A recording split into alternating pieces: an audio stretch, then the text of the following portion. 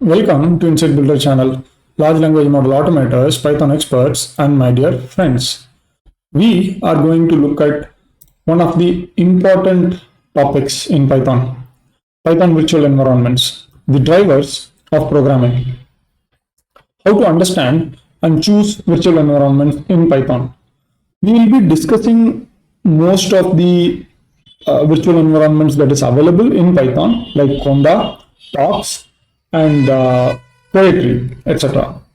The point of virtual environment. So you might be thinking, why we need to have virtual environments? See, the idea here is that whenever there is a particular program or a module that is written in Python, it solves a set of challenges. In case of virtual environment, it is no different. The challenges it solves are which is listed here, so you can read about that, but I want to specifically talk about three important challenges out of these six. First and foremost is project isolation. As you start working in any of the project, you might have multiple places where you want to change the code, where you want to test something, where you want to experiment something.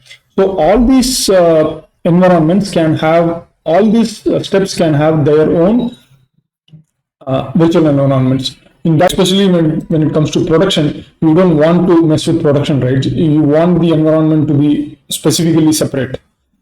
Second is the automation aspect. So when you have a lot of separate environments, and when you have applications like Talks, PyTest, etc., you can automate the environment using automate the testing using virtual environments. And third and most important aspect is the deployment. The deployment environment can be different from the environment that you are developing. So how to make the deployment environment and your development environment same? That is where the virtual environment comes into picture. Once you develop the virtual environment, you can share the virtual environment across people, departments, and teams. That is the key aspects that I want to inform about the challenges that is getting solved. Why not use Docker application? There are certain challenges, there are certain benefits of Docker. One such challenge is that you have to install the entire Docker suite in order for you to start using it. So let me actually show you the situation here a bit more clear. So you can see that in case of Docker containers, the container engine has to be installed. In case of virtual environment, there is no such container engine to be installed. So what happens is, in case of virtual environments, you don't need to have the root permission or the administrative privileges. But in case of Docker, you need to have that. That is one of the deterrent, but it doesn't stop there. So you have to understand more about how to use Docker. You have to understand how to write Docker file. You have to also go to one step more and understand how to use Docker Compose and Docker Hub. So Docker environment has its own learning curve. But if you are a DevOps and if you are going to work with the final product, then learning about Docker and how to integrate Docker with the Python related libraries and the virtual environments will be important. Before we go into each of the virtual environments, I want to again insist and discuss on in which areas or which kind of situations virtual environments can be very, very useful. First and foremost, this entire discussion is geared towards artificial intelligence, natural language processing, and deep learning applications. In these applications, especially in artificial intelligence, there are various types of frameworks like PyTorch, LangChain, JAX, Flax, name it. So all these frameworks have their own dependencies.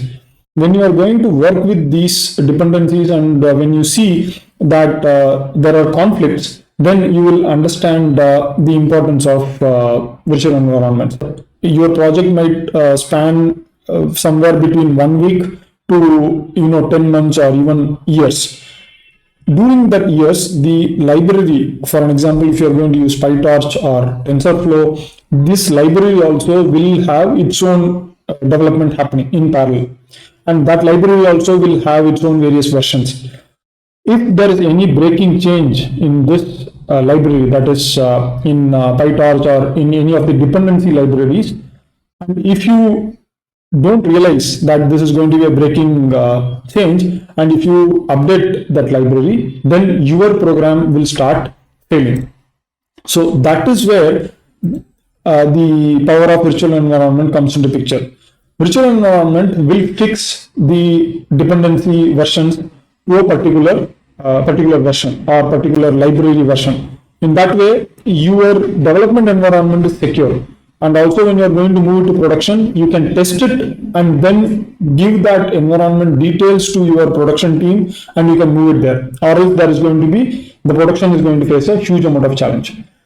Second, as you start working with the development, which is going to be, as I was telling, it might be for a long duration, the number of iterations that you go through for code modifications and your own versions will continuously change. So how to keep track of all these changes? The most of the virtual environments give a kind of a tracking file, whether it is Conda environment or virtual Python's own virtual environment. You can call for this tracking file and you can share it across teams and across timeline. So at the beginning you will have a different version control, and at the end of the project you will have a different series of libraries. This is also one of the main benefits of virtual environments. Third, when you are working in artificial intelligence and various machine learning products, most of the open source community do a lot of work. So this open source community have their own libraries, and you need to test these libraries in your environment. So when you are bringing those libraries into your environment, you can keep it inside a virtual environment, test it there, understand how it works, and then deploy it in your own code. If not, what will happen is you might actually corrupt or you might actually clobber your existing production or development environment and then have to struggle to fix it. So it is better to have such virtual environments. Continuing further. So I have already discussed these points. So especially when you are trying to get the code from open source ecosystem, when you are trying to learn new technology, avoiding conflicts. So these are the various benefits of working with virtual environments. So I believe that you like this content. Do leave a like and share it with others. Also subscribe to my channel for further updates on not just Python or artificial intelligence related libraries. I try to cover the entire spectrum of problem solving with code. So that is my intention. And virtual environment is one of the core aspects of programming, so that it can make a life of the developer much easier. Going forward, we will be discussing on each of these virtual environments. So I will start with virtual environment, that is Python's own virtual environment. Then I will go and delve into Conda, followed by talks, and then finally poetry. I will not be covering PyEnv and PPEnv. If you guys want, do let me know. I will cover it. I am covering these four because each have their own benefits. So virtual environment is available with all the Python installation. It comes pre-packaged. Conda is used extensively in data science community. So if you are planning for data science related projects, then Conda would be one of the most important library to discuss. And finally, poetry. Poetry is new kid in the block, and it has its own benefits and challenges, but it's very, very simple to use. So we will be discussing in detail about these virtual environments in the next videos. So with that said, I would like to leave this video with 4 words, that is explore, explore, explore, explore. See you guys. Have a great time.